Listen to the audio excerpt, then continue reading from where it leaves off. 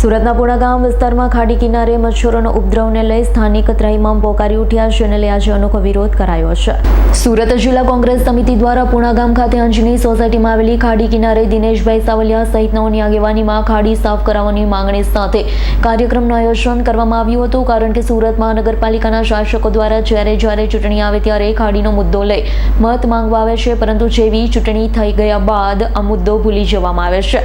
2017ની અંદર આ ખાડી પેક કરવા માટે સામાન્ય સભામાં ઠરાવ પસાર કરી મંજૂરી આપવામાં આવી હતી, પણ હજુ સુધી આ ખાડી પેક કરવામાં આવી નથી, જેના કારણે ખાડીના આજુબાજુ અને કિનારે વસતા લોકોને ખૂબ જ ત્રાસ ભોગવવો પડે છે, કારણ કે આ ખાડીની અંદર કચરો પણ એટલો બધો ભેગો થાય છે, ઉપરાંત મચ્છરનો ત્રાસ પણ એટલો જ છે। કિનારાના લોકોને કાયમ માટે દવાખાને જવાનું રહેશે, એટલે શાસકોને સદબુદ્ધિ આવે અને લોકોને પડતા ત્રાસમાંથી કાયમી મુક્તિ મળે, કાઢીને સફાઈ કામગીરી થાય તે માટે આજરોજ સુરત શહેર જિલ્લા કોંગ્રેસ સમિતિ દ્વારા ખાડી કિનારે મહિલાઓ દ્વારા બેનર લગાવી વિરોધ પ્રદર્શન કરાયું હતું। બેનરની અંદર ઉલ્લેખ કરાયો છે કે ભારતના માનનીય વડાપ્રધાન નરેન્દ્રભાઈ મોદીનું સ્વચ્છ ભારત મિશન, જેને સુરત મહાનગરપાલિકામાં બેઠેલા ભાજપ શાસકો દ્વારા આગળ વધારવામાં નથી આવી રહ્યું, ત્યારે આ બેનર દ્વારા નરેન્દ્રભાઈ મોદી ભાજપ શાસકોને વિનંતી કરી રહ્યા છે, આ મારું સ્વપ્ન છે, તેને સાકાર કરવા માટે આપ ખાડી સાફ કરાવો।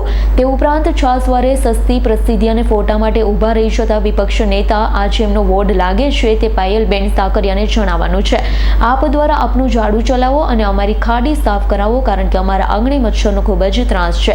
કાર્યક્રમ દ્વારા મેયરને પૂછવા માંગીએ છીએ કે શું આવી રીતે સ્વચ્છતામાં નંબર 1 સુરત બનશે, અને જો 7 દિવસની અંદર આ સમસ્યાનો ઉકેલ નહીં આવે, ખાડી સાફ કરવામાં નહીં આવે, તો 7 દિવસ બાદ સુરત શહેર જિલ્લા કોંગ્રેસ સમિતિ દ્વારા વિસ્તારના લોકોને સાથે રાખી ખાડી કિનારે ઉપવાસ આંદોલન શરૂ કરવામાં આવશે। દિનેશભાઈ સાવલિયા, એક્સ કોર્પોરેટર સુરત મહાનગરપાલિકા। અમારા પુણા વિસ્તારની વર્ષો જૂની આ સમસ્યા છે। અમે પોતે આ વિસ્તારમાંથી પ્રતિનિધિત્વ કરતા હતા।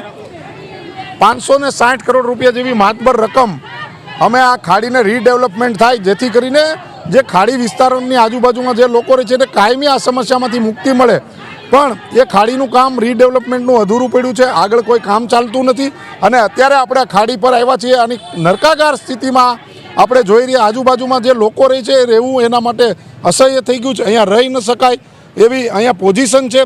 તો અમે તંત્રને જગાડવા માટે અને આપના માધ્યમથી એમના સુધી વાત પહોંચે, શાસકો સુધી, વિપક્ષ સુધી, કે 1 કલાક તો અહીંયા રહીને તમે બતાવો, જો 1 અઠવાડિયાની અંદર આ જે સમસ્યા છે એનો હલ નહીં આવે, એનું નિરાકરણ નહીં આવે, તો આ સ્થળ ઉપર સ્થાનિક લોકોને સાથે રાખીને અમે ઉપવાસ આંદોલન પર બેસીશું।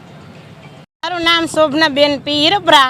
આ અંજની સોસાયટીમાં આજે 2 મહિના થયા કચરું ભરાણું છે, કોઈ અહીંયા કાંઈ જોવાઈ આવતા નથી। આગળથી ખાડી બંધ થઈ ગઈ છે, પેક થવાની હતી, પણ જો એને પેક જ ન કરવી તો અહીંયા કચરું ભરાણું છે, એને કંઈક ધ્યાન તો દેવું જોઈએ ને સરકારને। આ મૂંગી ને બેરી સરકાર છે, હું તો એવું માનું છું કે મૂંગી બેરી સરકાર છે ને આ કોઈ દી આગળ વધારશે જ નહીં, અને અમને વિશ્વાસ છે જો આ 2 પેઢી વૈયા ગયા હોય ને આ ખાડી ન બંધાતી હોય, અને અત્યારે અમે કઈ હાલતમાં અમે જીવીએ છીએ અને મચ્છરનો એટલો ત્રાસ છે, તો સરકારને પણ સમજવું જોઈએ કે આ નાના માણસો છે કઈ રીતના દવાખાને જતા હોય, નાના બાળકો છે, અને રોજની રોજ સાફ કરવા આવે, ક્યારેક 2 સાટ કચરું કરી દેશે ને વચ્ચેથી પાણી વયું જાય છે, પણ એકવાર જોવા તો આવો। અધિકારીને અમે એમ કહીશી કે તમે અહીંયા જોવા આવો, આ કઈ રીતના હાલતમાં બધા રહે છે। અમે એવું માગી છીએ, અમે તમામ બહેનો આવ્યા છે કે અમારે ખાડી બોરી દો અને સાફ કરાવો, અમારા રોજની મગજમારી છે, તો અમારે શું કરવાનું? આ મૂંગી બેરી સરકારને અમે એ કહેવા આવ્યા છીએ। Bureau report, S9 news, Surat. અમારી તમામ માહિતીથી અપડેટ રહેવા માટે જોડાયેલા રહો S9 ન્યૂઝ સાથે।